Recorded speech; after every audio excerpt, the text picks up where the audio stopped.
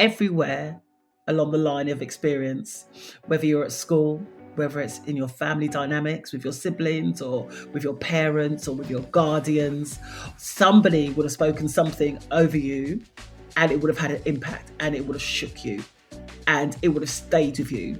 And you may not even realise that it formed you and it shaped you and it's dictated your future. And that needs to be interrupted. And I just needed to interrupt my own thought process and a thought process of others for those that were interested.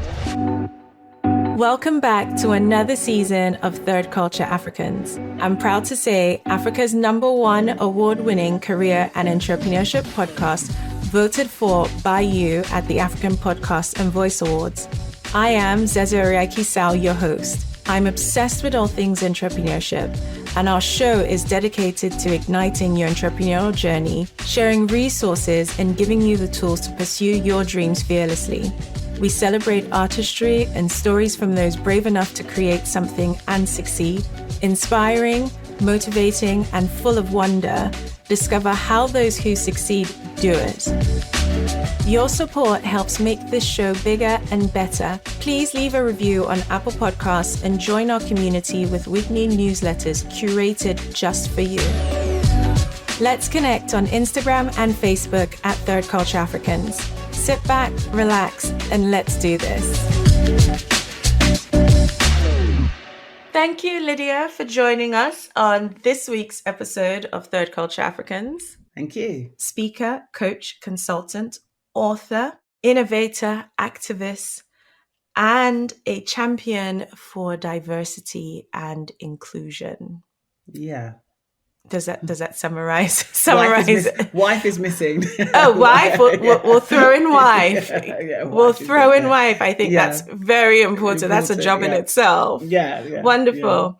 Yeah. I guess I would love to start with your earlier career. I think for anyone in the UK, I think, some of your more notable work is something that is used by pretty much every institution in the UK who is trying to understand the Black consumer.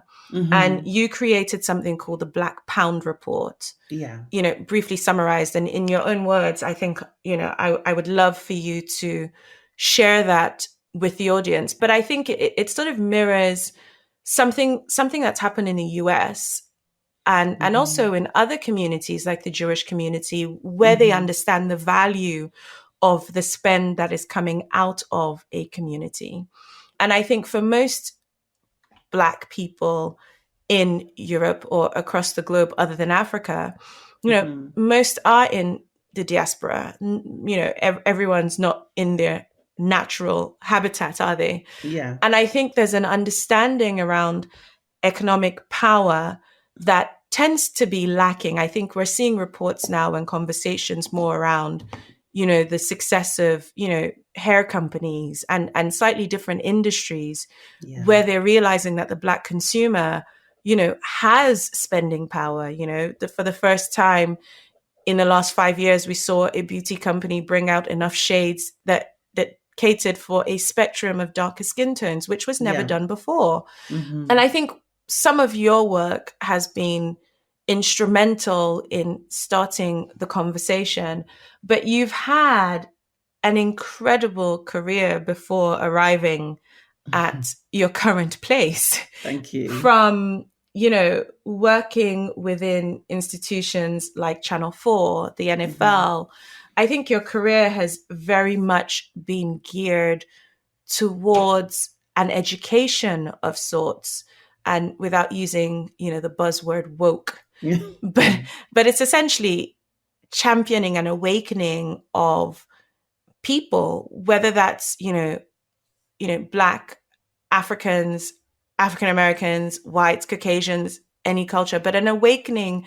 of an awareness of the other people in the room, if I've paraphrased that quite well. But I think to start with, I think I would love to know why you set off on the Black Pound Report. I think that's really important. The why create the report? Yeah, why create the report? Okay. So just listening to everything you said there, summary of my career up until now, and then the report and the rooms that I've been in and the places that I've been in. So, what happened was there was this moment in 2017. I had finished reading a book called Think and Grow Rich. I'm not too sure if you've heard that book, Think and Grow Rich by Napoleon Hill. Yes. Yeah. Yes. So I was reading that book and then I watched the movie because I'm a visual person. And when I watched the movie, there was a gentleman in the movie and his name was Dr. Dennis Kimbro. Now, he had written the book Think and Grow Rich, a Black choice. And I said to my husband, I'm going to speak to that man. And he said, okay, here we go. And I said, no, really. I feel it deep inside. I'm going to connect with him this weekend. I'm going to get his details. I just had a vision. Do you know when you just have something that just takes over? Yes. And it makes no sense what you're saying, even to yourself, let alone to the ears that are listening. And that's exactly what I did. I reached out to him. And I knew that, as when you're writing something with such intent and power, I just said, look, this is what's happening. I'll be hearing back from him, and I didn't have any doubt that I would hear a response from him that very weekend, and I did. And I set up a call, and a few days later, Dr. Dennis Kimbro and I were talking on the phone, and I just said to him that when he spoke in the movie, that I felt connected and I needed to reach out to him. I said, I don't know why. I just did. So we start talking back and forth and so on and so forth. And he'd recommended his book to me. I hadn't read it by that point because I'd read Think and Grow Rich. He told me his story, how he got to write the book. And I just thought, we always talk about, in African communities, we talk about generational wealth and we talk about generational blessings, and we also talk about generational negativity, curses, whatever the word you want to use. And he was speaking to me about the fact that Napoleon Hill, Norman Vincent Peale's another person whose book I've read. Napoleon Hill, in the 70s, before he passed, he was exploring the African American community in America. And he was looking at their spending power and habits and behaviors. And he was beginning to see, as there's always been, a lot of wealth within the African Caribbean diaspora community. It's always been there. It's not a new thing. It's there if you know your history. And it's just that there was a massive break in time. But it just seems to be that's the only story that's told. And yeah, I don't know if we've got enough time to go into all that, but we do. Let's do it. No, but I just think that history is history, okay? And many people have been under the power of other people, cultures, backgrounds, other narratives, yeah, and narratives. It's happened for our history. It's happened to Africans. It's happened to the English. It's happened to the Europeans. It's happened to everybody. But as you said earlier on in the conversation, it's about the stories. Storytelling is powerful, and it's about the stories that are listened to how people form their identity or form opinions, and so on and so forth. So when who writes the book tells history. Yeah, exactly. So when Dennis Kimbro had mentioned to me that the Napoleon Hill Foundation had reached out to him to complete the manuscript that he had begun. And I said, that's incredible, really. Because if you know the story about Napoleon Hill, back in, I think it was in the 1800s, he went around interviewing people, didn't he, about their wealth and how they attained it. And he didn't come from much at all.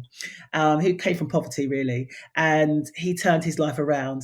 And he really dedicated himself towards his goal when it made probably no sense to anybody around him, dedicated his life to interviewing people, not getting paid, not getting rewarded, but actually getting rewarded by experience. And something my mum always used to say to me, something you cannot buy is experience. No experience is ever wasted, I say. No, nothing. You cannot buy it. And you cannot buy it, So sometimes people get we've all been there where we wonder, when is our time going to be? When will that time happen for me? Everybody listening would have had that moment, whether it's in their marriage or in their relationships or in their business or in their career, in their health. When will that day come for me? When is it coming? And so when I spoke to him, I felt really inspired. And that was it. And then I just sat there, and after speaking to him, because he spoke some fire into my life. And something I'd always felt, that I always wanted, myself included in this, people to recognize their value and to recognize their worth. Because when people do, their decision-making process will be very different. The aims and ambitions they have for themselves will be very different. But when you come from a place internally where maybe you've got insecurities, which everybody has, not the right opinion of yourself, then that will dictate your future. And that means that you will be responsive to the messages of the media or just conversations of people. So the projected version of somebody onto you does not have to become your reality, but that happens every single day of the week for so many people. And that was it. I didn't know what it would be. And I just thought, okay, well, what I'm doing is original, and it's not original, because people have always interviewed people over time, like you're interviewing me today, gaining knowledge, information and insight, and you're sharing it with audiences. Yeah. That's been done. Storytelling has been done since the world began. So I'm following suit of our creator and what journalists do and what authors do and what speakers do, telling stories and changing the narrative of life. And I just knew, I didn't know how it was going to happen, but I just had this real belief that I was going to do this. I had no funding at all. And actually, I didn't seek it the first time round. I didn't want to. I know I could have, but I didn't want to, because I wanted to drive this, direct it. I didn't want any input other than my own into how this Black Pound Report research was going to go.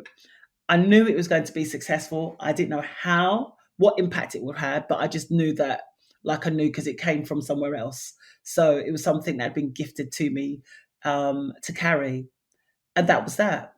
And that was really why it began. So it began from the stories of my own life, stories of words that have been spoken over my life, whether from the people closest to me or whether in business or in relationship, because everywhere along the line of experience, whether you're at school, whether it's in your family dynamics with your siblings or with your parents or with your guardians or, with your friends amongst the circles that you move within, somebody would have spoken something over you and it would have had an impact and it would have shook you and it would have stayed with you.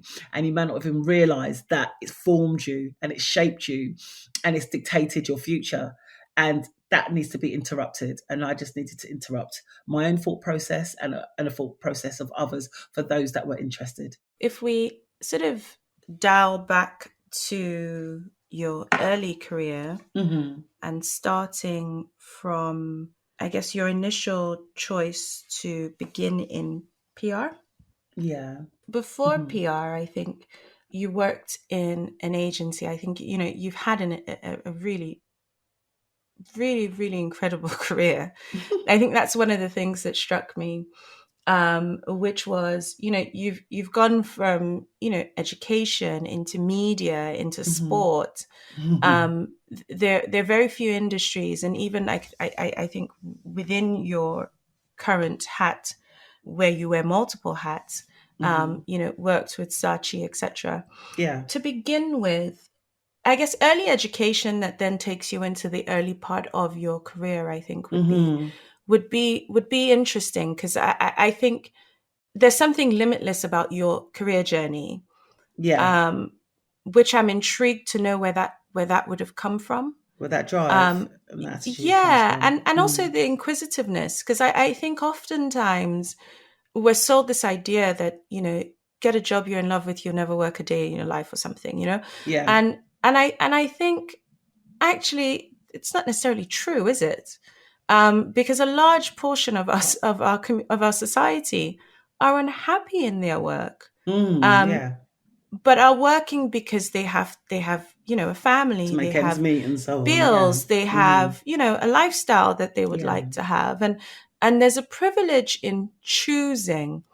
But there's something in your career journey that has been quite inquisitive, moving from sort of sector to sector and even transforming your job role. So I guess your early career was as a project coordinator. Yeah, you've done your work then. You've done your Yeah, but you began as a, straight out of, education into yeah. projects coordination. Yeah. I would love to know, I guess, the beginnings of that. Mm. How did that come about? And then how did that evolve into PR Yeah. and Yeah. then into, you know, campaigns, network rail? Because the undertone of your career has kind of remained the same, Yeah. but the choices of, I hate to say tools, Yeah. but to sort of break it down, has evolved over time. hmm Yeah. Well, what happened was, I will take it back to the moment when I was at school, actually. I'll never forget.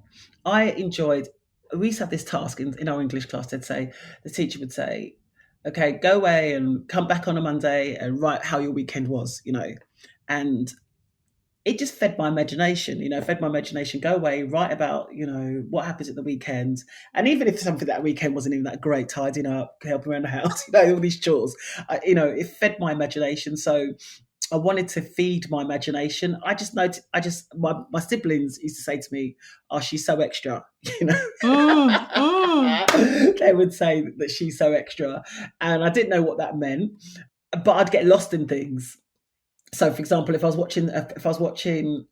to love watching Saturday matinees and things like that, and I would lose myself in them, and they'd just take me on a journey somewhere. So I used to love that, and then I used to think, okay, well, how can I create something? So I'd create.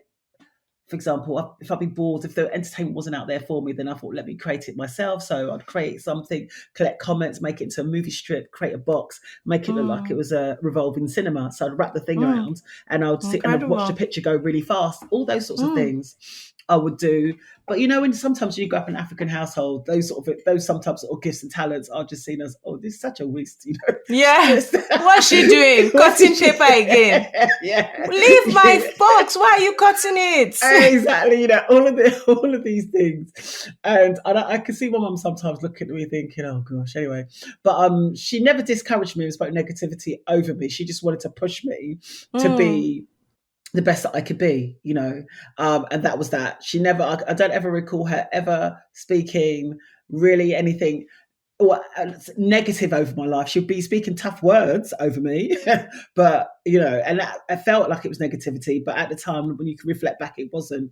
And it's only as you grow older, you become a wife and an auntie and all these different things of life that you experience these things. But one thing she tried to guide me towards, because she came here in the 70s, was to get a job, of course, and to be secure financially, and that meant very obviously making sure important. that I got my studies, and Mm, and she wanted me to move in this particular direction. But the direction that I felt that she was guiding me towards was to be there's two types of secretaries. There's a secretary and there's a secretariat, So the mm, one, and so she wanted me to become the latter, but that just wasn't me, And I tried my very best, and the bosses that I had would tell me how rubbish I was at being a secretary.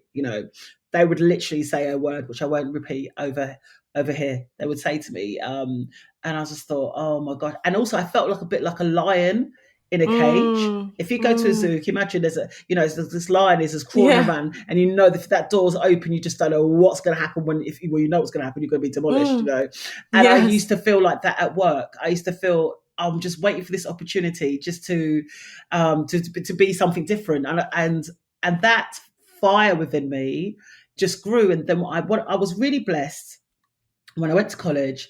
I had an African teacher who taught me business and finance, and he sat down with me and he said, Lydia, he said, you are a bit different from the rest of your colleagues here, you know? And I said, what do you mean? And he said, I just don't know if this space is for you. So I speak to those of you that are listening that maybe didn't go down the route of going to university. I'm not saying going to university is a wrong thing, because it teaches you discipline, education, you make connections, all of this is a great thing. But that's not for everybody, okay, Zeze? It's not. It's not. And you should never feel ashamed or feel that you're stupid or anything like that if you just feel that those environments aren't working for you.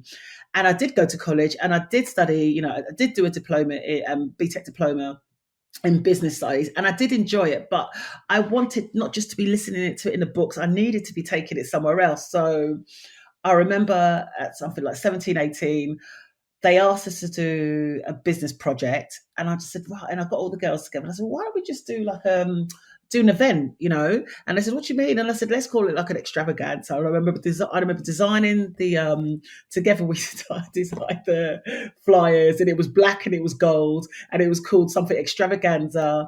And I said, right, we're going to get the mayor of Wimbledon. And we're going to contact the mayor of Wimbledon. They said, Lydia, the mayor of Wimbledon. I said, yep, you know, we're going to contact the mayor of Wimbledon. And then what we're going to do is we're going to go to Camden Market. Do you remember back in the day, Camden Market?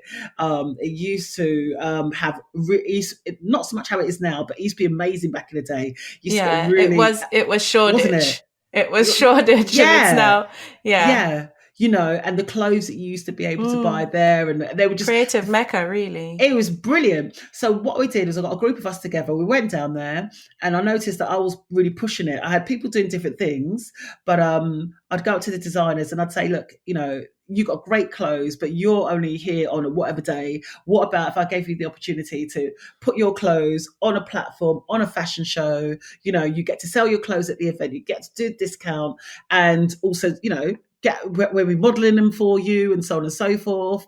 And they said, you know, you have to organise insurance for us. And I just said, look, I'll write a piece of paper. If anything goes wrong, you come to me, and you know, whatever happens. I was just talking, you know, and I just said, I'll cover it. I didn't know how I was going to cover it, but that's what happened. So what happened was, at college, we ended up, a group of us, organising a fashion show, getting the students to practice on top of their studies, to come and do this fashion show, do catwalk modelling, you know, all of these different things. Different people came in, got DJs, got everything, sold tickets, sold the event out at Wimbledon Town Hall. The mayor of Wimbledon came along, gave us flowers. We were in the local newspaper.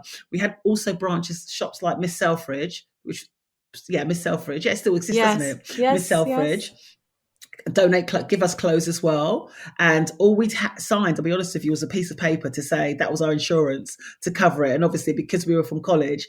And now when I look back at it, I don't think I realised how amazing that is. Because if you look back and think, I was only 18. Yes. And was able to do this and get press, get the mayor, get all these designers from Camden to give us their clothes, and to be given a bunch of flowers at the end of it to say amazing and make money from Great it. job. I mean, yeah, isn't that's what we call events, isn't it? It is. That is what people get paid for. Yeah, that's what people get paid for, which I took for granted, and the designers trusted us, and I just thought that took a lot. Because I run my own business today. So I know if someone came knocking on my door, 18, there'd have to be something about them that I'd have to say yes to. That you buy into, yes. That I buy into.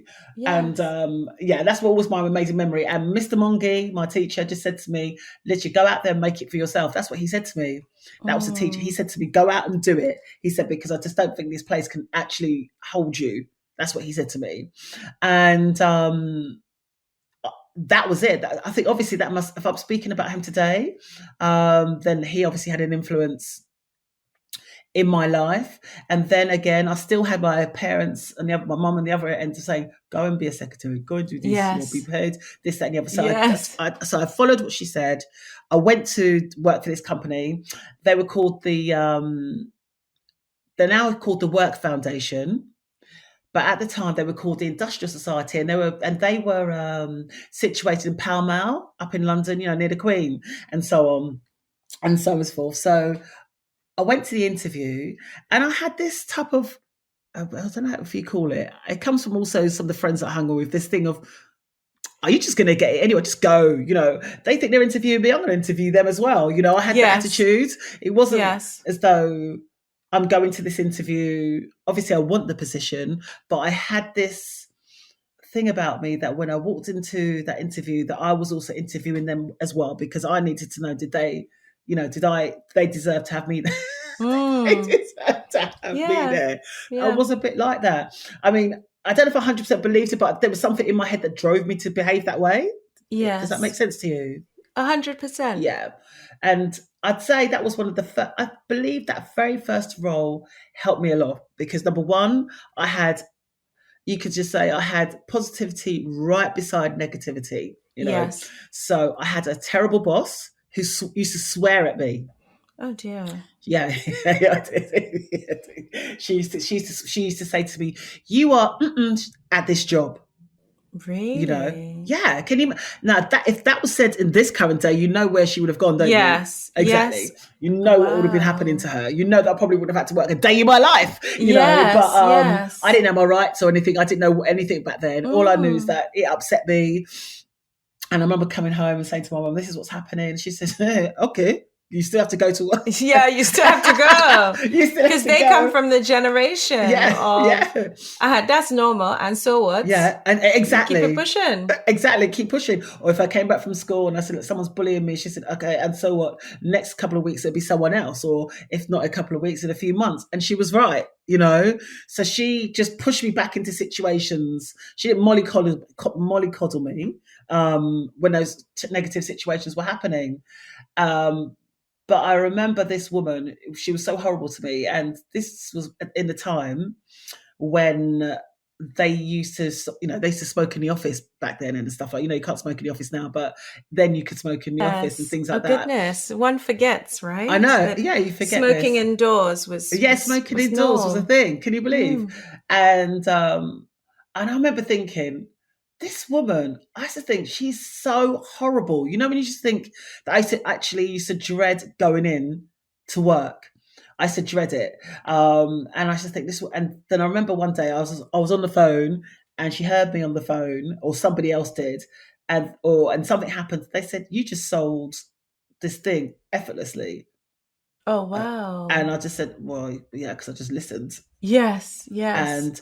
But I was taking myself for granted, because you can't. That's not everybody's gift.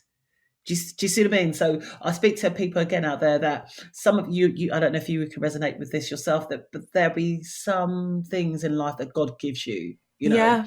Yeah. some talents, and they become so natural. And because they're so natural, people Mm-hmm. can really self-sabotage and not recognize Yes. Or them. even you, the owner of it, might not recognize. Yeah, yeah, We have a saying in my household, yeah, and we say God gives us different talents. And correct. usually it's after someone who's done something that they're not really great at. Yeah, But everyone recognizes that something else comes so easily for them. yeah, And yes, I think oftentimes because it comes so easily, you don't recognize it as a skill. correct. And that's why I want people to recognize that. You're right what you say, Zeze, there, because exactly what you just said. I've gone through that in my life, where things, surely I should be working a lot harder for this, but I am already working hard for it. But Yeah. surely I should be working much harder. This should be, Mm-hmm. go for the thing that I shouldn't be doing, work really hard at what I'm rubbish at, and then punish Yes. myself, push myself, do this thing. Yes. And that's Because what I that's was, what we're yeah. told. Mm, We're sort of given, yes. and it's echoed through our educational journey, actually. Yeah. Because when you begin, it's work hard so you get good at something. So if you're not automatically talented at, say, maths, for instance, but you lean more to the English and the arts, you know, but you need maths. You have to, Yeah. to move on in your educational path or career, you have to pass maths. And so you sort of begin, and I think our culture as Africans, it has to feel like hard work. You have to be Mm. toiling. I think, Mm. especially when, you have, immigrant parents who move Yeah. from their home countries for a better life and they arrive in a society, you're surrounded by this echoing message of, if it's not uncomfortable, then you're not working. Yeah, of course, you're right. And that plays a lot into the psyche of what then is possible. And I think, in those days, the aspiration was, get a good stable job. My dad worked in his career, same job, not same job, but same company for 44 years. Oh yeah. And that was normal. Oh yeah, of And course. and that was the aspiration, because the more you gave, like, if you think of what giving 44 years to a company is, Wow. that is more than half his life he gave to the same company. I We're hope they valued lucky. him. But we're lucky now if someone's in a role longer than 2 years. Correct. The mobility is a huge part of, and plays a huge part actually in people's career journeys.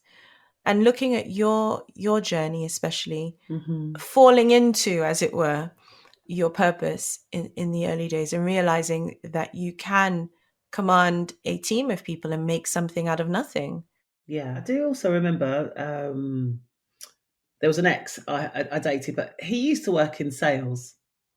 He was really good at business. So when you think about sales, sales back then was seen as somewhat of a bit of a swear word, a bit of a, it doesn't. Yeah. But I never forget when I was 14 years old, I went on a church trip, and the pastor said to me, he said to me, "You are going to end up in sales." And can you imagine saying that to me? Yeah. That was the biggest. Sales was what people did when they didn't have any other talents. Exactly.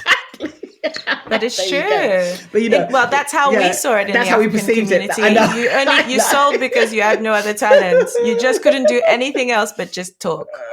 Yeah, exactly. Yeah. And so can you imagine when I was spoken over when I was 14, I was heartbroken. I just remember I reject that. I can imagine. I was thinking I'm on a camping church trip, and the pastor is saying this to me. My life is over. That's it. It's finished. Oh, growing up, my parents would Yes. tell you, if you don't study, you see that market woman there in the hot sun selling that tomatoes. Those would be your only options. Oh no! Or the gates man. You see the gates man? Because you'll be looking at the guy, he's asleep in the hot sun. And I said, if you like, don't study. These are your options. I know. Can you such imagine? An interesting parenting style. It is, isn't it? That fear, the fear they instill in you to study. But it's a reality. Well. But it's a reality coming from, if you think of the context of the African community. If you didn't push to excel, your options are limited, because it's a society that does not have the structure. And I think there's some element of truth, in growing up in the UK. It's a completely different world in 2022 versus the 90s or the 80s. Of course, correct. Definitely. Because, I grew up in the 80s and stuff like that. So, and sales assistant were jobs you did for the weekend, were to finance whatever you were doing. But there's nothing wrong with retail. Let me tell you that now. But it was seen as, to a family like mine from background, it was just, no, it wasn't the thing to be told. It's like being the gates man. Yeah, it's like that. But what he was actually, he didn't use, my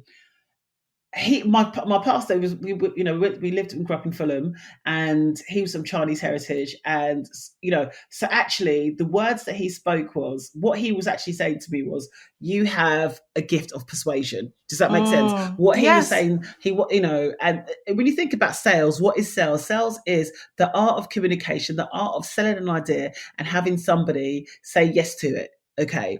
And then when I I just said, why did you say that to me? Why? And I remember just questioning him, and he just said to me, when you're ready to sit down and be counseled by me, you will come back to me as well. So he was, but what it is that seeing eye, when you just look at people, when you see your nephew or your niece or your children, you can just see things. And obviously he saw giftings in me that I was not able to see in myself, or even that my family members were not able to see in me. And it takes that at times.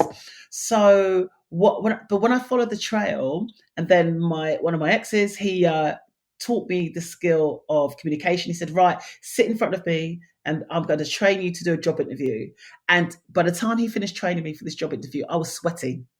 Yes. Okay, I'm talking about Yes. physical sweat. So something had transformed in me by the way. And he said, when you get given this question, overcome it with that. This one, you overcome it with that.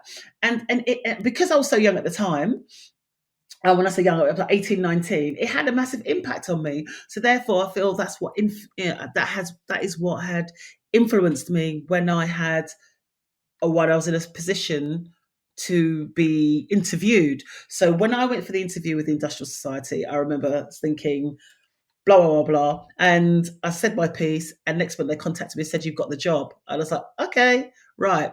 Got the job. I told you I had the worst woman from hell as my boss. She used to swear words over the negativity, tell me I was rubbish, tell me all these things, and it was wrong. But then, like I said, what happened was I had a situation where it was a company that sold events. They were a training events organization, and they were in a field of what we call today the biggest industry in the world. Personal development is one of the biggest industries in the world, and they sold training to CEOs, event teams of people, so to Mm. make sure that environments were good, so people had the skills, right, to communication skills, how to present, all these things. Right, so imagine Yeah. I've got this at 18 years old. So they sent me on training workshops, and they threw me at everything, even though I had that most negative experience.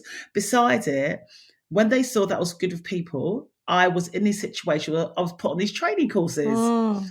and so that really helped build And so you're me. You see what I upskilling, mean? yeah. There's something you touched on that I think I would love to explore more, Mm-hmm.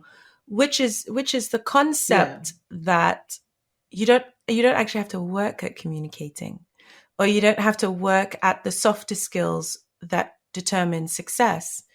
But everyone knows every Mm-hmm. large corporation has internal coaches.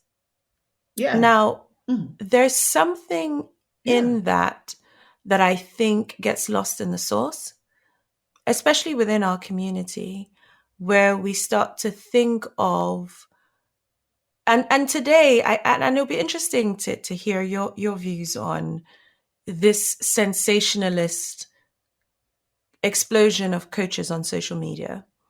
Um, because as someone who is trained, Yeah. experienced, and has worked within some of the top organizations as Mm-hmm. a coach, Yeah. what would you say is the biggest contributor to this idea of coaching? And especially from those who don't necessarily have the receipts, as it were, to Mm-hmm. to be in these positions. And there's something, and without using, the word predator, there's something about it that I feel, especially our community tends to shy away from, because Oh yeah. there's something about it that for most of them, and I would say for myself, I'm skeptical.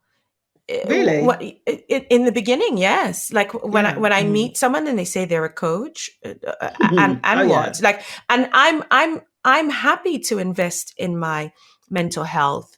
I see a therapist and all of these Yeah. things, but when it Mm-hmm. comes to something like coaching, and you have career coaches, etc.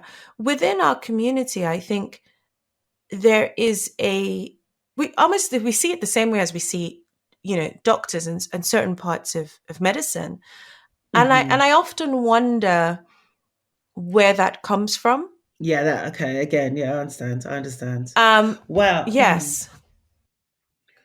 well, it goes a bit like this. If you think I can, it's quite ironic that within our community, the African community, that we might second guess a coach, but we will never second guess a degree or a Never. master's or Never. letters. Yes. Never. That's just a given. What, you have it, You doctorate, have exactly. add that one. Add it all So with our full chest. it's true, but and I know it's because education has always been seen as a ticket to freedom, Mm, a ticket to a different life, mm-hmm. an elevated next level, leverage your life type thing. And also the next beside that, what's the next thing beside education is church, isn't it? Is that spiritual life is seen as the next thing. Now, why wouldn't you go to church, or why wouldn't you be praising There's virtue something in at that. least? There's virtue in it, isn't it? Exactly. So there's that, but yet when this coaching comes along, which is I see is a mixture of the two. That's how my eyes I see it's a mixture of the two. It's educational and spiritual both at the same time, because we all have things within us that can limit us if we don't allow ourselves to change. So with me, because I probably went through the route of the theatrical routes. When I say theatrical route, the theory route, practical route. So not in theory, because everybody's at college, uni, whatever, doing it in theory, some practice. But I went through the practical route because that's the way I learn. I learn by doing and seeing, and this is me, and that's just who I am. And it took me a long time to actually acknowledge that was my unique way, and it was an intelligent way, it was a smart way, because sometimes you can meet people from university who've been educated with all the letters or the alphabets after their name, and they might just think they're so much higher than somebody else, and which is pretty sad, because I've met some people with all the letters after their name, yet the only thing they can do is recite is the ABC, but nothing much else after that, So it's not so much what you're and my husband yesterday, he said he went somewhere, he showed them the qualification. They said, not interested in that. We want to see what you can do. Yes. And this is the reality of the workplace. And this is the reality of the workplace. But for me, I feel for me, my coaching life, it wasn't probably called coach at the time, was from when I had people like my pastor speak over my life, say to me, you're going to become a salesperson whenever you need me, whenever you're ready to talk through these limiting thoughts I think that you have about yourself, come to me when you're ready. And I'd be like, what's he talking about? But whenever I'd be certain things, I'd be living my life, and his words would always ring in my ears, and then when I think about my life-changing moments, or the ex of mine had taught me how to present myself, show my worth, take dominance in that interview. And he said, don't let them think they're interviewing you. You are interviewing them. Ask them, what happened to the last person that was in this role? Why did they leave? And that's the last thing they were expecting me to say. So I said, this is really great about this position. It sounds really exciting. All these opportunities. So what happened to the last person that was in this role? Yes. Did they get promoted? How long did it take for them to rise up through the ranks within this business? Do you invest in your people? What can I expect from you? Obviously, I've told you everything that I'm willing to give you. I'm willing to give you everything, but I also need to know that what you're going to give me as well, because it takes two. And when I know that I'll be taken care of, you're going to get the best out of me, which means the business will flourish, and so will I. Yes. So that's what I'm all about. So I'm waiting. Tell me. And some of them would laugh at me and go, oh my gosh, this young one, she's really confident in herself. But I was however, I was respectful, because you've brought up in an African household. Yes. You respect your elders, you respect people, and so on. But I still had that fire within me, even though I felt that I wasn't the full ticket when I was 18, 19, 20.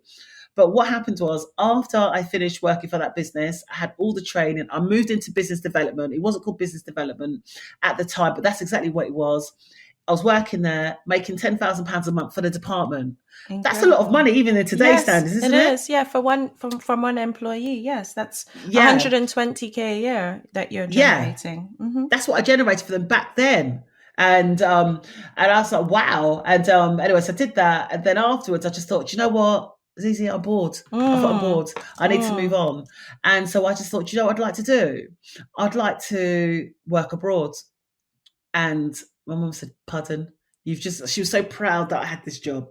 She was so proud. She'd be so proud when I turn up in my outfit, my suit, and she'd show me off to all her friends at work and go, that's my daughter. And of course, I understand that. But I just said, I have to travel. I said, there's got to be more to life than this. And while I'm young, I need to do it now. And she wasn't very happy with me, but I did. And Zeze, I walked into this agency and I said to them, I want a job. And I said, it's got to be, I don't know why I'm choosing Italy. I said, I put my finger on the map. Italy's where my finger fell. So that's where I'd like to go. And can you get me a job? And they said, what can you do? And they said, can you speak the language? I just said, I'm learning. I wasn't. I said, I'm learning. And they said, okay, you can go out and become an au pair. So do you remember back in the day, people used to go out? Yes. People still do it now. I was an au pair, did that, went to Italy, learnt the language, because I was thrown in the situation, experienced some levels of prejudice when I was there, but then also had some great times when I was there. So I began to see this pattern in life that you're going to have real terrible things happen to you in life, challenging things will happen, but also great things will come from that as well. So that's a promise in life. And I remember thinking to myself, there is no way, even though I don't like it here, I'm coming home, because I don't want to turn around and say that I didn't achieve the thing that I said I was going to achieve. Yes. And then when I was in Italy, it was the Journalism Awards. Somebody said to me, do you want to be in the Journalism Awards? And I said, doing what? And they said, filming you. And I said, you're not going to film me. There's not going to be not going to just be filming, use my face and then some naked body on the screen and my family are going to see it. My life's over. And they said, no. And that's exactly what I did. And I remember being paid something like, it seemed to me like a lot of money at the time, but £500 for an hour's work to walk up and down a beach, and for the Journalism Awards to be part of this video for Enzo Tavolieri, which is a very famous Italian singer. And I did that. And I just found some of these magical things were happening to me. So then I came back, and basically I worked in Europe for a few years. All this built my personality and character, even though they weren't all great experiences, but they just added to me. They were stacking. And then what happened was I finally landed this job working with an event management company. And when I was there, started off doing that. And then one day this lady from Motorola came in. She managed $1 million accounts. And I remember everybody was afraid of her because they were afraid of losing the contract. Yes. But they were late with a piece of work. And they said, just blag it, Lydia. And I just said, so I just got her on the phone. I said, listen, I won't say her name. I said, can I speak to you honestly? She said, yeah. I said, you know what? The work's just not ready. Okay. I said, the work is just not ready. But can you tell me, are you actually giving us the real deadline? How much time do we have to achieve this thing for you? Because I don't want to come and lie to you. I just not, And she just said to me, I really appreciate your honesty. And I said, okay. And so she was aware of her power, and aware that at the same time that stopped people from telling her the truth and being really honest with her. Anyway, to cut long story short, she just said, because you've done this thing for me, she goes, there's more to you than that job you're doing. This is why I was a project coordinator. And I said, okay. So she said, I'd love you to get involved with the live events. I said, doing what? And she said, let's just get you managing artists. I said, what, you want me to be managing celebrities? And she said, yeah. She said, it's going to be tough, but you can do it. And at that point, I said to myself, you know what I'm going to do? I'm going to get a coach. So I read this book, How to Become Your Own Life Coach. And I thought, I'm going to commit to this and do every exercise, because what have I got to lose? So I think all this was happening serendipitously at the same time. So I was pushing myself. I was being a bit bold. I think, all these different seeds were planted. And that's what I did. So I was reading the book, and then I was noticing all these different things were changing for me as well.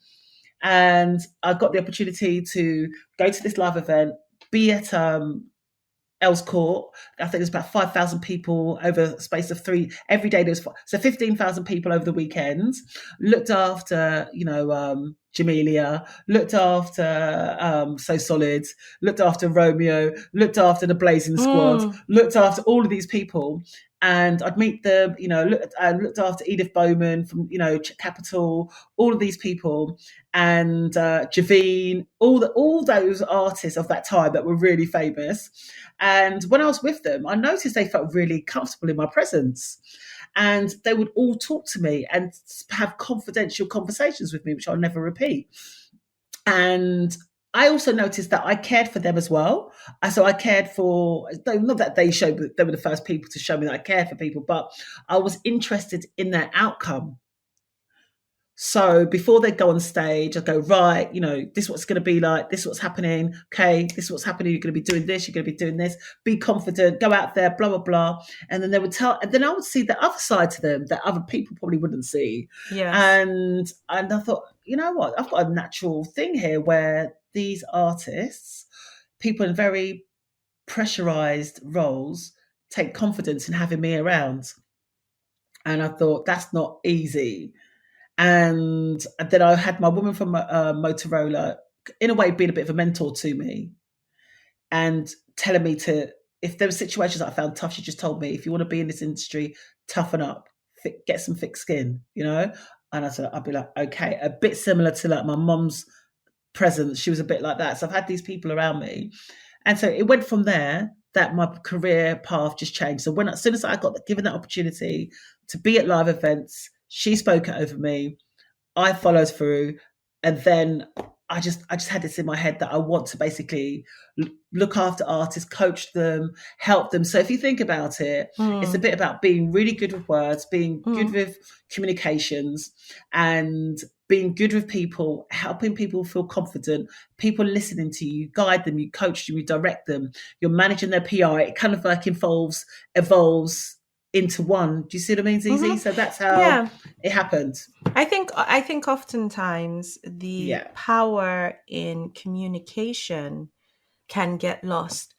I guess moving into that, there's something in your journey that speaks to, I think, something that you're passionate about, but linking the two, which is being Black and undervalued. Yeah. If we can touch on the parts that make that possible. And I know you've mentioned sort of things around identity and appreciating your gifts, etc. But there's something about this consistently happening across our community. Yeah. Within it and outside of it. Yeah. Yeah. And I guess the question is, in your view, and also having conducted the Black Pound Report and worked with, various institutions, where does it come from? What, the lack of self-belief, or? Well, I think more the concept that there's less value placed. Oh, yeah. Okay, yeah. Oh, wow. There's so many things you can point it towards. History. We kicked off the conversation to tell who tells the story gets heard the most. And we all know about the African diaspora. We all know about, the slave trade. We know about transatlantic slavery. And we all know about generational lessons and stories that are passed on, and that informs your identity and so on and so forth. So the African slavery story is the most told story ever. It is the most, and sometimes I ask myself this question.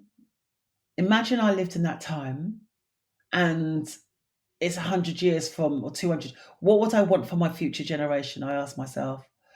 And then I'd say, I would never like to be forgotten, because I don't want to be forgotten even now, right? So I'm doing legacy right while I'm living now. I wouldn't want to be forgotten, but I'd always want better, because, everything I'm doing now, because I want better for people I will never meet, don't forget. It'll be happening for people I'll never meet. So I'd imagine that people from 100 years back, 200, 300, 400 years back, who went through that disgusting, horrible experience, would want us to remember them and to do better and be better, right? That's what I truly believe, and but then there's other stories that also have to be told. We are responsible for, that's not the only story. There's some great stories. If you want to know about heart operations, if you want to know about the traffic lights, if you want to know about the toilet seat, if you want to know, about the first cataracts operation, who created that, the sat nav on your phone, all of these things, we know that, like you say, we're innovators. So there's so much more to us. We think about Frederick Douglass, we think about Harriet Tubman, we think about Mary McLeod Bethune. in spite of. And then if you think back to the times we also go back to Egyptian history and so on and so forth, the pyramids of Nubia, and you think about the books that were written, or stories that were told, the creations that were made. They were even doing surgery back then, they were even doing surgery back then. There's stories that show you all of that. So what's happened today underneath the sun is just been improved. What I'm doing now is improved by what was done way before me. I'm building upon what was done before me. Yes, something original is coming out of me. It's called the Black Power Report, or being a coach, or being an author, or being an innovator. However, I am standing, and so are you, on the shoulders of those that have done something similar to us before, but we're doing it through our channel and through our vessel. That's what's happening. So I'm of the belief that, look, there's different people out there, Zeze, that will champion different things. So my path is to champion our greatness. My path is, yes, I will speak about the inequalities, but I also want to mix it up with a bit how my life has been. There's been positivities and there's been negativities and there's been positives. So I like to sandwich it, because I know energy, spiritual faith is a real thing, and we know that words are powerful. And I know, because I've had most terrible words and actions spoken over me, but then I've also had the most empowering and lifting words, and I've seen both, what translates out of both, and I know what I prefer. And so what I prefer is a choice. It's actually a choice, and it's not every day is the perfectly glow day, but I certainly know how to get myself out of something, get myself back to something, because of what I keep putting inside of me. Your successes, as you say, you're the luxury brand, what you're doing, the amount of listeners you've attained already by season 3. Okay, so it's what you've been doing behind the scenes that enables you to do what is seen in front of the scenes. So, but I can understand. And then what happens is it becomes a self-fulfilling prophecy within our own communities, because then we start repeating upon our own children or to our own selves the very words that were spoken over ourselves. We've got to stop that. We can't look to anybody else to do that for us. You cannot. You just cannot. I'm sorry. I know I know about inequalities. I know racism is wrong. I know that discrimination is wrong. All of these things. And of course, when we come together and stronger together and empower each other, then we can display a different message to the world.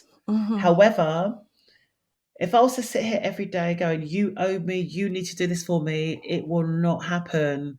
And that's my belief. And not everybody maybe listening to me will like what I've said there, but we have to make this change for ourselves, and that's what I'm doing. But I am making the change. But however, it's about inviting people in a very psychologically smart way to come alongside you and do your very best to make it a win-win. Yeah. Are you with me? I'm with you. I guess on the note of success, how would you define success? That's a very good question. I get asked that question so many times. And you can say success is being a billionaire. That would be a bit of success, being a billionaire, millionaire, but having good health is really important. Waking up every day and having good health is a success, okay? Because that means you've always got room to start again.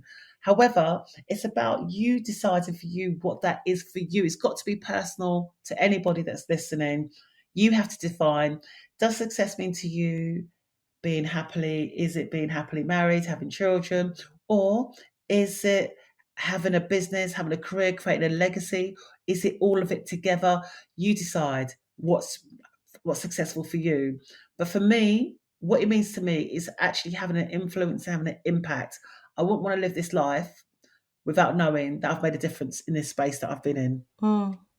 No. I believe that I was born for something, and to make a difference. So making a difference is quite broad.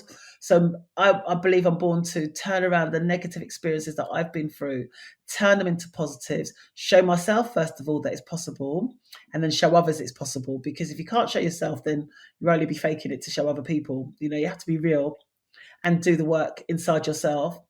Sometimes I find that we can be, I think we're changing. Sometimes we can cover up and say, "Oh, yes, everything is fine. Everything is great." Yeah. But behind the scenes, we could be suffering. We could need help. We might need to reach out and be vulnerable. Actually, I think you're more powerful when you're vulnerable, but in the right space. It's not just to anybody, of course. You have to be mindful and discerning who you decide to share your pearls with.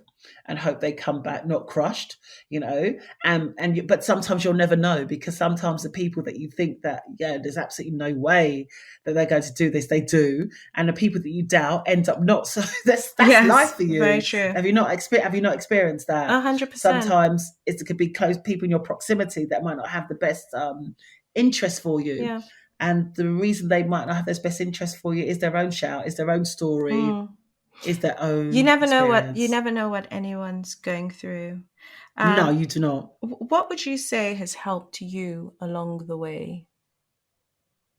In my life, I would say having faith, number one, having that mindset is everything. So faith, having belief in God, and then God helps. Well, used to say to me, God helps those who help themselves, and that's absolutely true. So you can't just sit there waiting on God.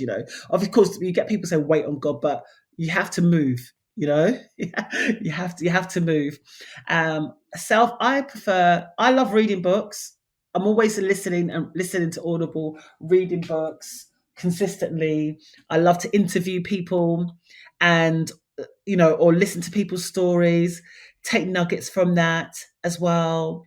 Having love in my life, good people around me that love me. That doesn't have to be a lot of people, but as long as I know that I've got people that are around me that super actually do care for me, and that I can just,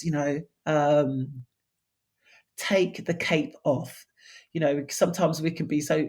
I remember once before I interviewed Miss Dynamite, and she said this phrase of being too strong for too long. And when she said that, there's something that really resonated. Sometimes we can be too strong for too long. So it's noticing when you need to just put your feet up, go for a retreat, switch off, cry, do what you need to do, but come back. Make sure you come back. So I make sure that I get coaching myself. I have a coach that coaches me, or if I haven't got a coach, for those people out there that think, oh my gosh, I'd love to have a coach, but I can't afford one.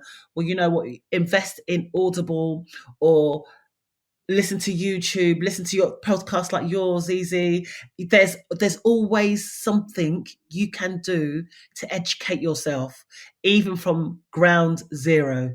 From ground zero, you can start. There's no excuse for anybody. If you can't even afford a counsellor, you can listen to a church service online, or you can listen to something online. You can push yourself. There's something out there that you can do to take yourself from where you are to the beginnings of where you'd like to be. So what's helped me is nurturing my brain at all times, training myself, and really going for things.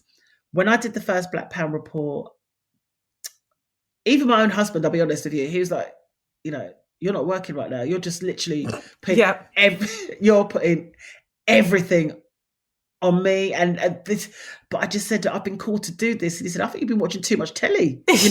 Yeah, you've been watching it. You're sowing the seed that no one can see. Yeah, and I did the odd thing, but not that much. The house was on, pressures under the house, mortgage people ringing up, this, that, and the other. Everything was coming at me. But that day, when I went to an event, and do you know the thing is, there's that saying when you hardly have anything. You see those movies and you see the people, they've got hardly anything, but they're so bold and they've got the faith, and you say, this is just a movie. You've got nothing to lose. When you've got nothing to lose, when you're in front of somebody that has nothing to lose, they're a very dangerous person. Don't stand in their way. So I was literally like a razor. So I'd go like a laser gun. So I'd go out, I'd talk about my vision. If someone was coming at some negativity or not speaking life to it, I go end the conversation. Thank you. That is bye. Move on to the next. And then I went to this event. I saw it online. And I reached out to the person. I said, I want to come to this event. I'm doing this thing, blah, blah, and I was sharing all my knowledge with them. And they said to me, are you a financial broker? I said, why? They said, your knowledge is like, and I thought, wow, I've learned all these things, I thought, here we go again. This is labels that are coming up with, but this was a good one. So I just said, I just know a lot about my business. And they said, okay, come. Then she said, if I'd met you sooner, you'd be on the stage. I'd love you to have been on the stage. And I said, just get me VIP tickets and let me be at the front. And I said, and I will contribute to the conversation. I said, I think you're going to need me. Many people will be in an audience and they want to ask a question, they won't. But with me, I will. And she said, okay. So I got this ticket, went to this event. It was at BBC.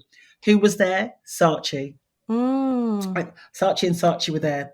A lady from Saatchi and Saatchi was there. So we ended up having a conversation, told her about my vision. She felt the vision. She wanted to become part of it. There, Bob's your uncle. There you go. I'm in. The launch is there. I said, will you launch my Black Pound report? And I said, better still, will you do all this? And they said, yeah, we'll do it all for you. Of course they did. When you think about it now, they were smart. They were like, it was good for them to do so, wasn't it?